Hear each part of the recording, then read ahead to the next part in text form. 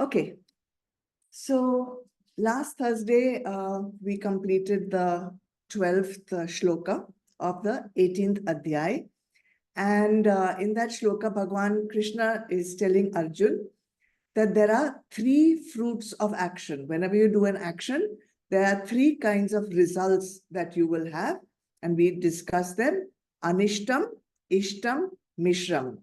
Anishtam means you have not done a very good action, so the result of the action will be disagreeable to you, not very pleasant for you.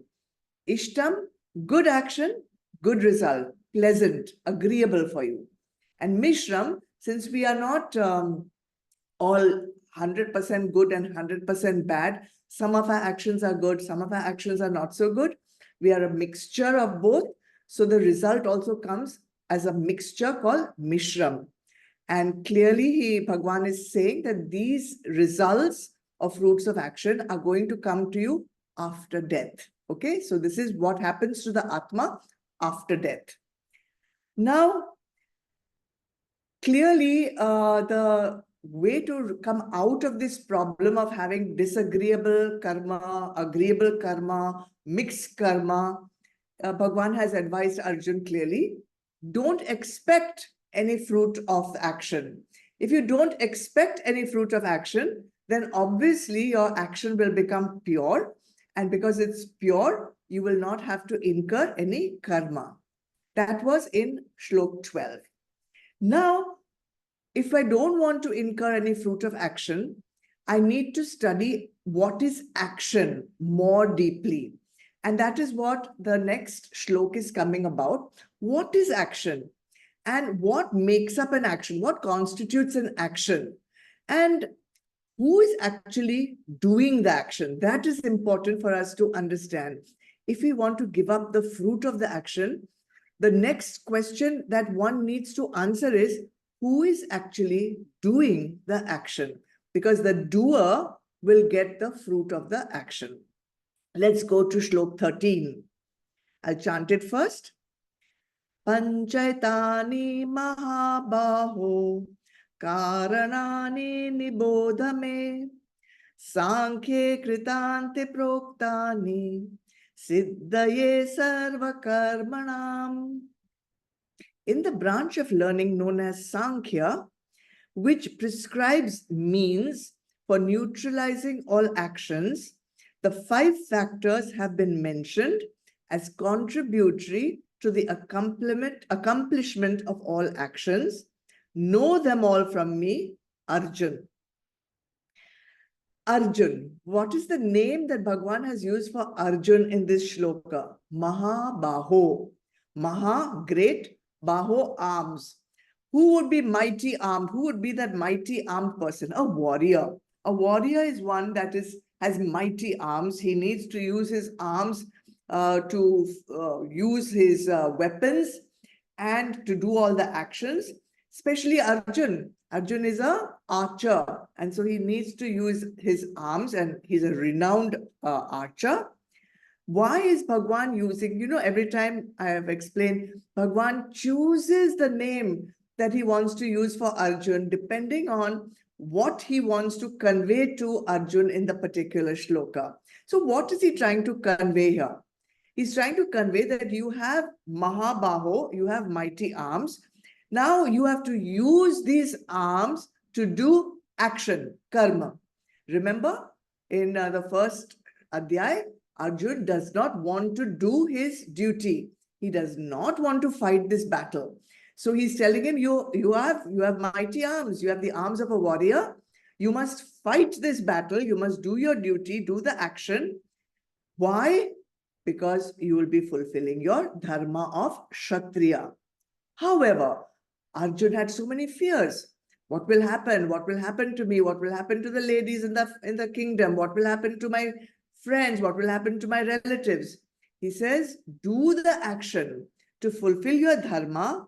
But if you don't want to incur any karma, then don't associate yourself with the doership of the action, karta bhav. Do your actions without owning the action, owning the doership of the action.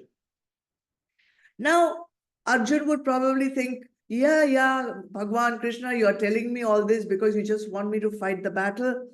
I don't know, is this a ploy that you're using? Is this a strategy? Bhagwan is very clear that this is probably the thought process in Arjun's mind. So he's saying very clearly, in the branch of learning known as Sankhya, and what is that branch of learning called Sankhya? What is it doing? It's prescribing means for neutralizing all actions. What does that mean? It means this Sankhya Yoga is telling me how to do the action by neutralizing them. That means without me incurring karma. Okay? So Bhagwan says, I'm not telling you. Sankhya Yoga is also telling you the same thing. So what is this Sankhya Yoga? All the knowledge that we have in the Vedas, it's tremendous. It's a humongous, unbelievable amount of learning and knowledge in various fields. And so what has happened is this vast range of knowledge has been divided into 6 schools of philosophy. We also call them 6 darshans, or also called Shad Darshan. Now, so many different topics are there. All of them have one aim. What is that aim? To arrive at the truth through different ways of arriving at the truth. So each darshan has the knowledge which was categorized and systemized by one rishi. One rishi was in charge of one darshan. So there are 6 darshans, and each darshan one rishi is in charge of each darshan. He has systematized the learning. So this rishi in charge of each darshan is called Sutrakar. And the writing which he did was in very terse verses, very difficult to understand, very short and crisp verses. So these verses are called Sutra. So the sutras were written by the Sutrakar. And because these were so difficult to understand and they were so short and crisp and precise, many scholars have studied these and they have written their commentaries on these sutras. So the ones who have written the commentaries are called Bhashyakar. So you have a Sutrakar who's written the sutra, and the people who have commented on the sutras are called Bhashyakar. Now, what are these 6 darshans? Because Sankhya is one of them. So let's understand what these 6 darshans are. One of them is called Nyaya. Nyaya was founded by Gautam Rishi. Vaisheshik is founded by Kanad Rishi. Yoga, of course, everyone has heard of Yoga, Patanjali Maharishi. Purva Mimamsa was by Jaimini Rishi. Uttara Mimamsa or Vedant, which we are studying, was Rishi Ved Vyas.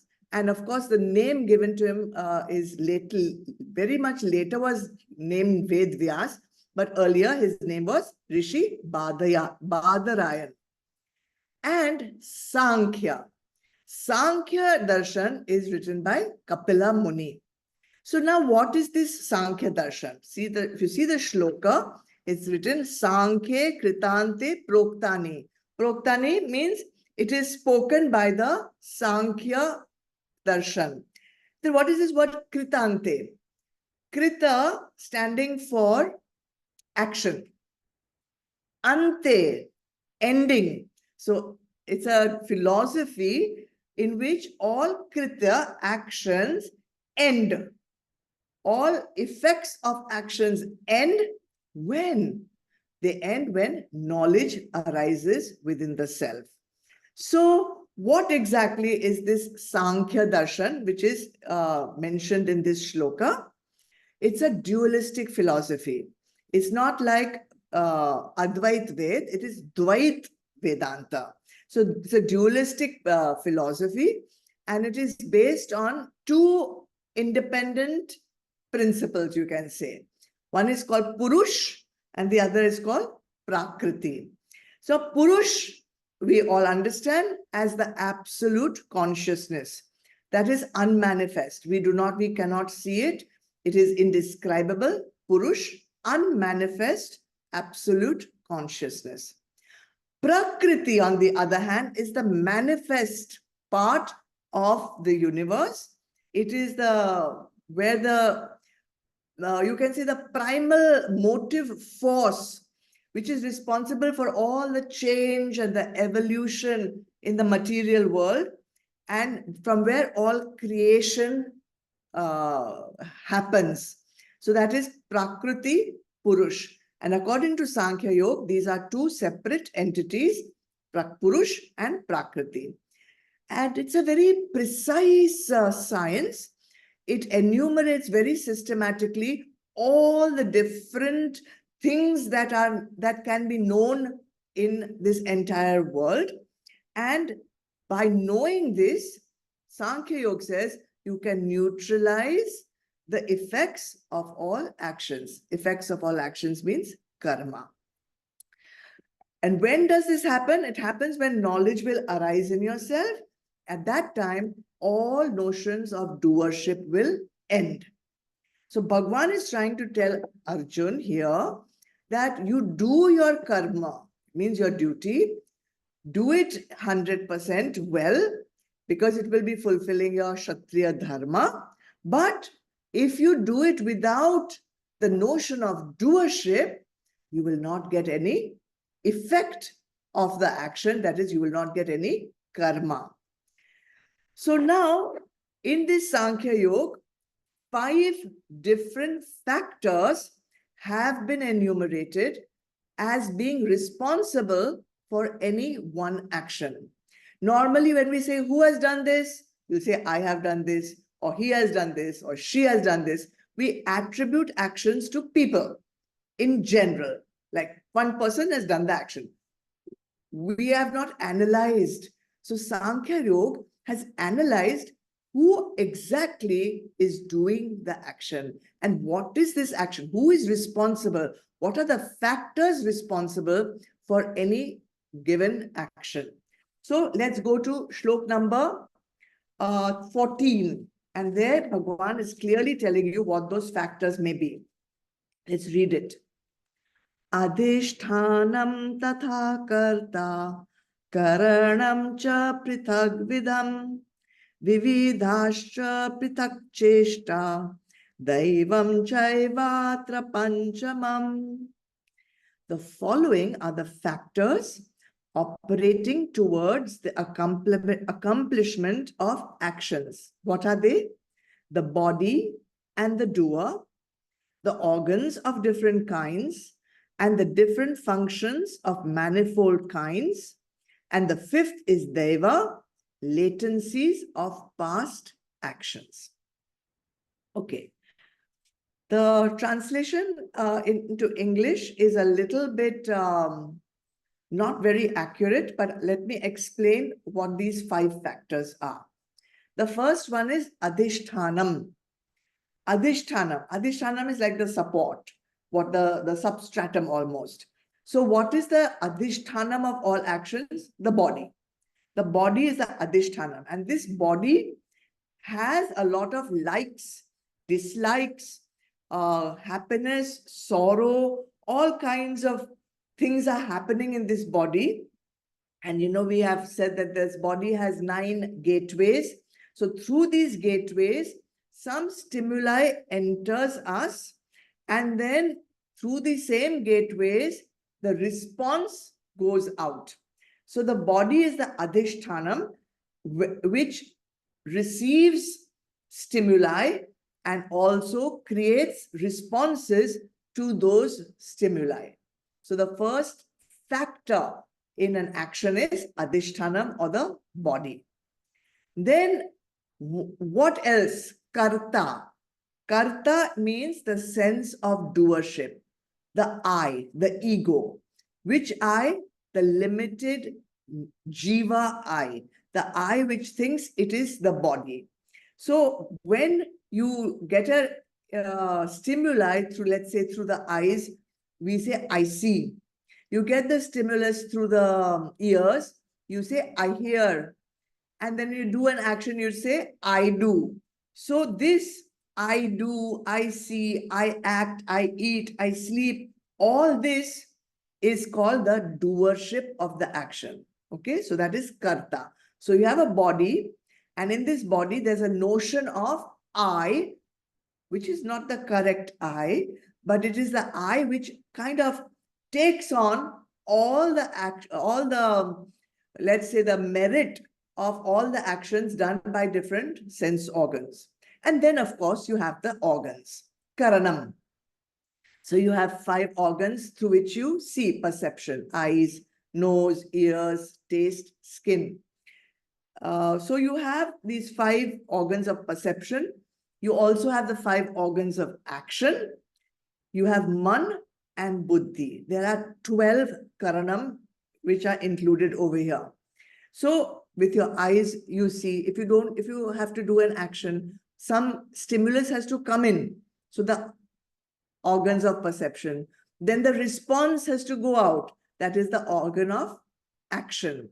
Then the mind and the buddhi are the ones who are processing the stimulus and translating it into the action.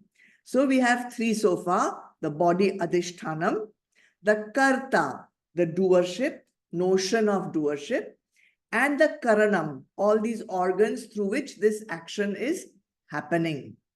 If you think of a car, let's say, then the body of the car, just the outer shell of the car, is the adhishthanam, the body, right?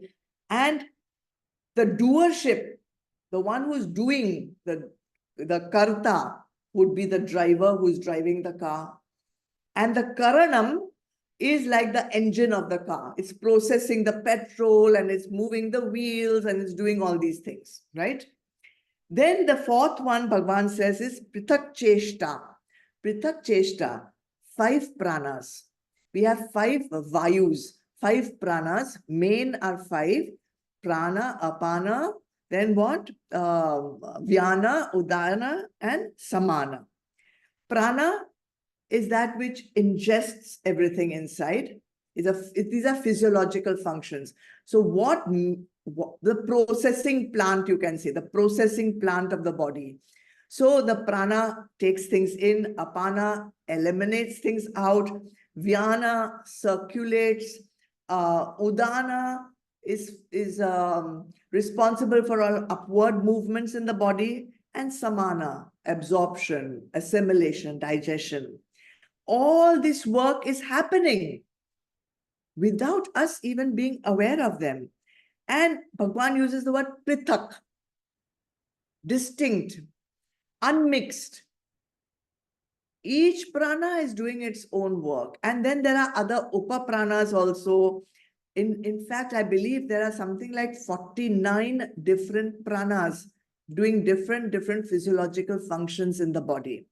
So all this, the body, the doership, the organs, the pranas, these are all different factors that need to work in coordination for one action to happen. For me to just point like this to the screen, all these things are going on unknown to all of us. And then there's the 5th one, Daivam. Devam means the presiding deity. You see, this I by itself cannot do anything without an energy, a divine energy in it that is allowing it to do its work. This hand cannot lift itself without one presiding deity that is enabling this hand to be lifted. It's like there is a big government, let's say, and there are small ministers looking after individual functions.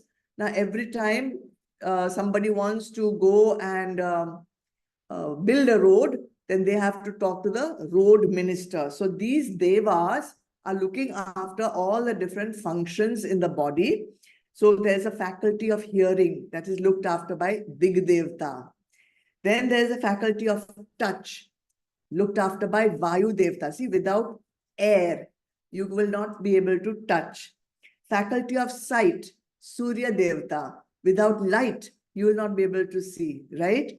Faculty of taste, Varun Devta. Without water, you don't taste anything. And faculty of smell, Ashwini Kumars. So like this, all the five sense organs of perception, they have different devtas, and even the organs of action have different devtas. For example, speech, organ of action, speech.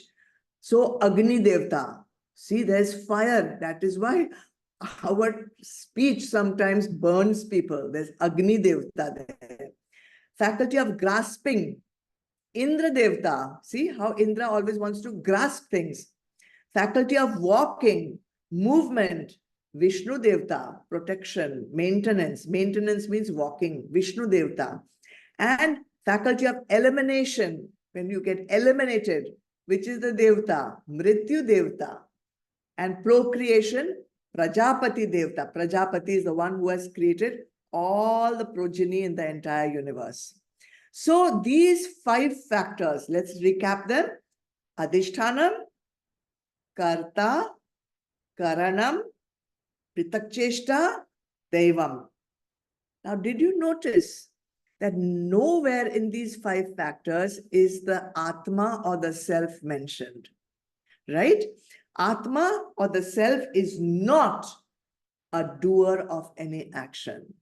When we say I, we actually are talking about the Karta, the ego, not the true I, not the true self, not I, not the real I.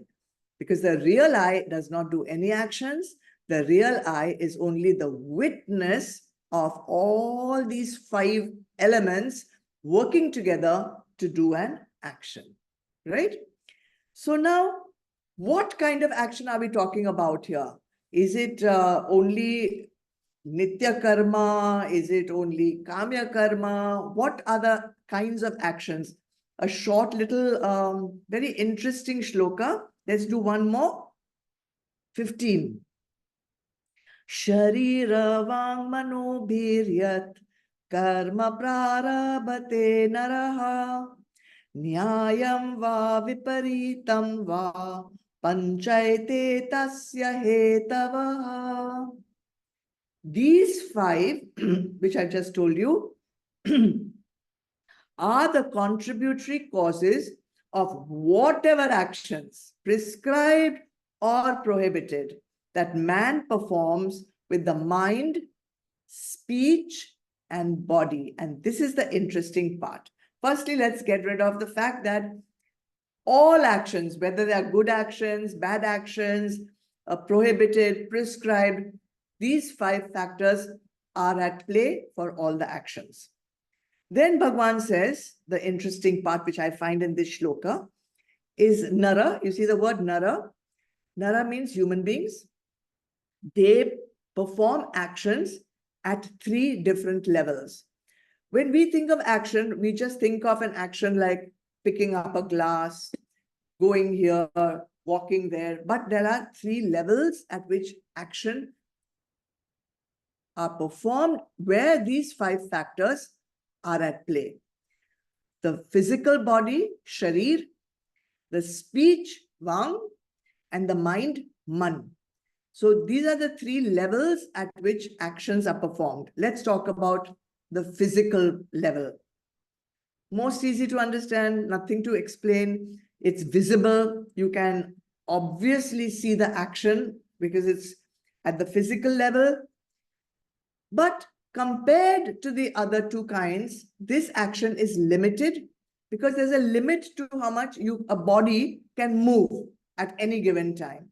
And it's also gross because it is so tangible. You can see it. I do this, you can see it. And the effect of an action at the physical level does not last that long compared to the action of speech and mind. Now let's take an example. I was thinking, what example shall I take? So I said, let's take an example of slap.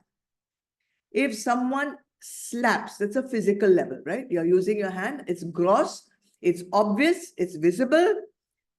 The effect, though it may feel long, but it doesn't last that long. Up to a point, you'll feel that depending on how hard I've slapped, but after some time, that effect will go away. Yes or no? What about actions performed by speech? Vang.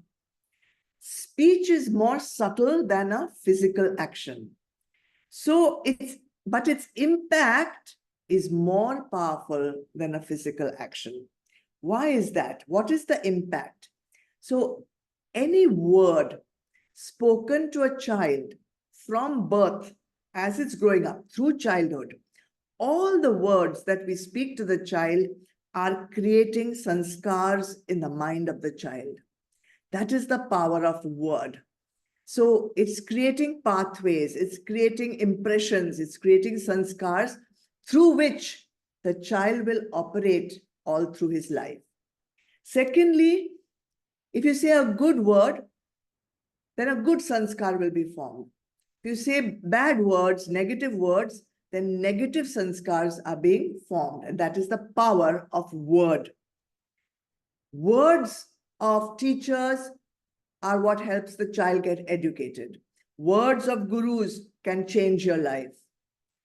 Words written in the Shastras can actually transform your life completely, and transform means you'll no longer have the form of human, you'll become divine. And words can be passed, actions cannot be passed down from generation to generation. Words can be passed down from generation to generation. Words, most interestingly, are called akshara. See, we use the word akshar.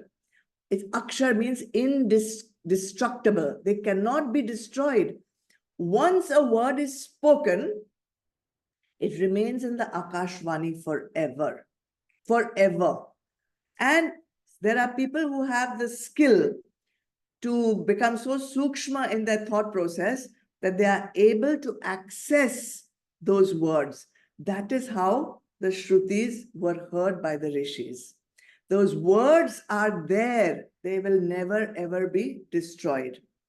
Prayers, mantras, the part that you read out, if you read it with devotion, you have no idea the power of word. Okay. So actions also, you do a positive action, you'll get a positive result.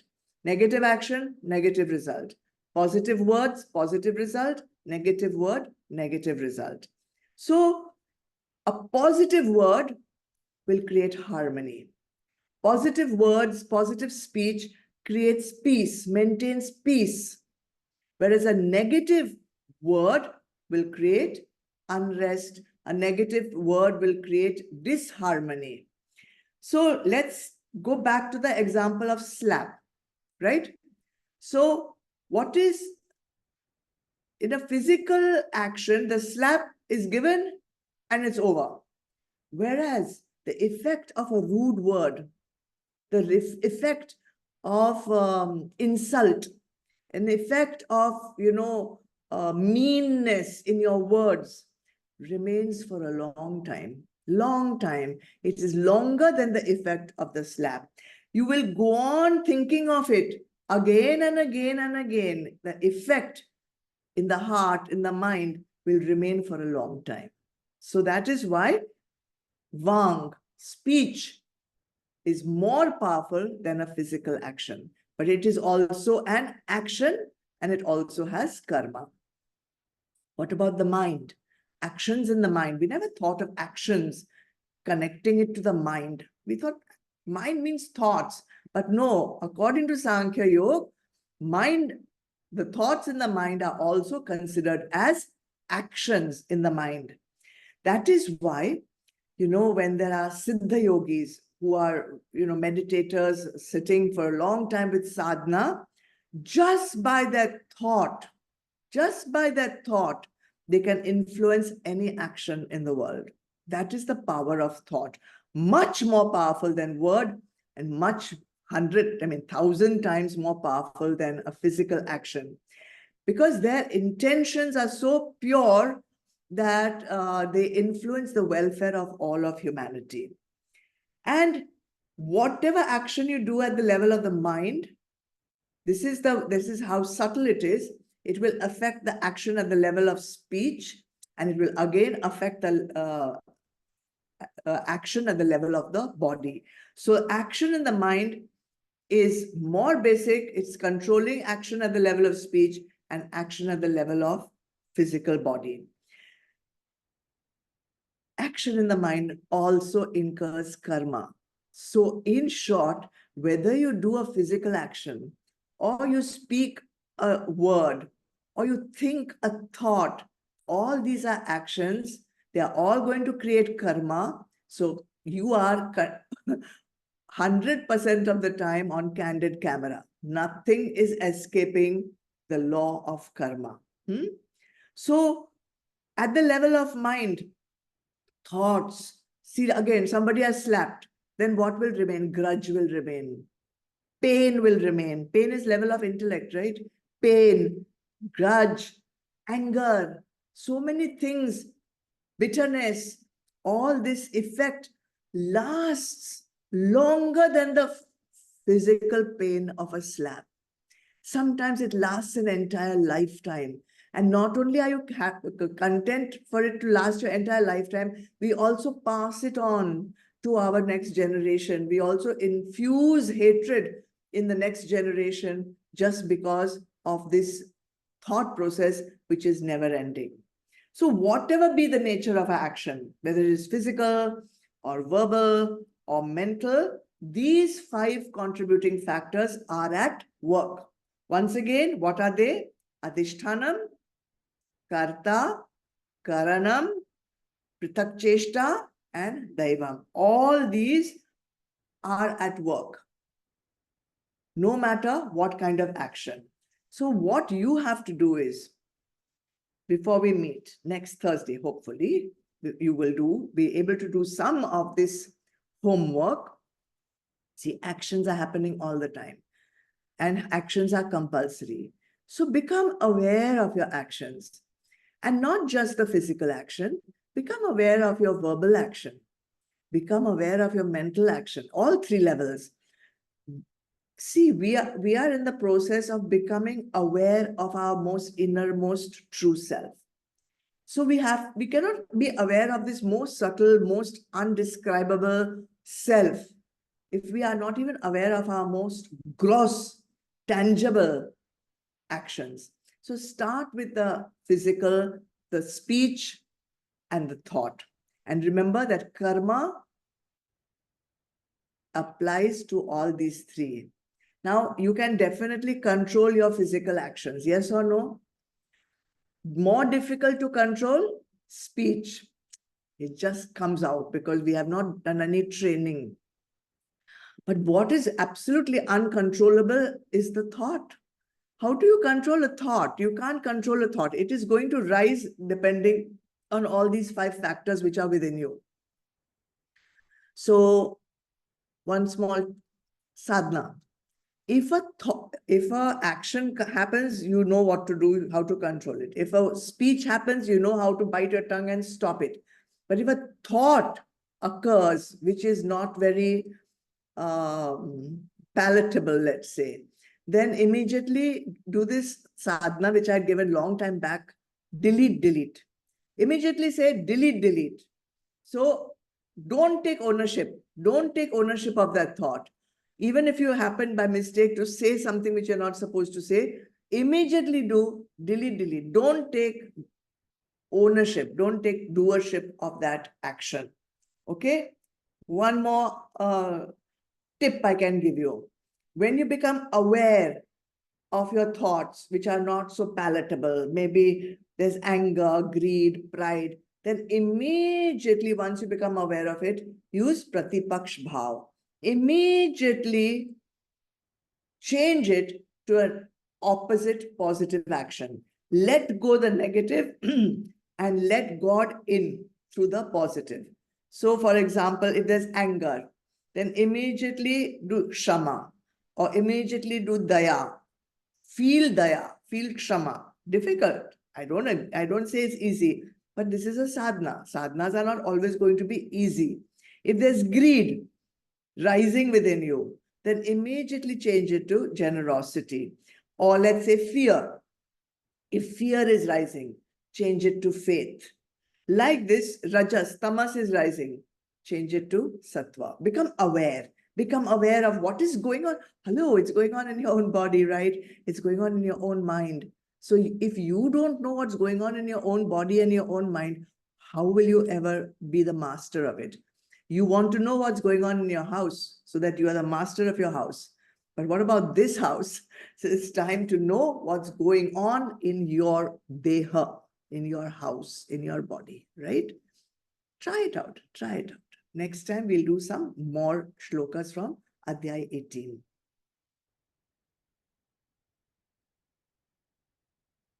Om.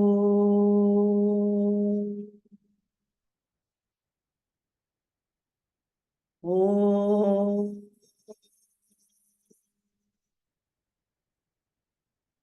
Om.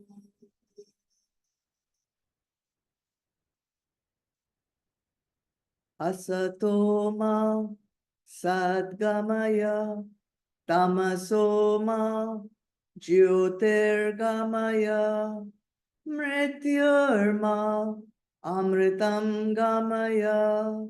Om Shanti Shanti Shanti. Om Purnamada Purnamidam Purnat Purnamudachyate Purnasya Purnamadaya Purnameva Vashishyate. Om Shanti Shanti Shanti. Hari Om. Shri Gurubhyo Namaha. Hari Om. Tarpanam.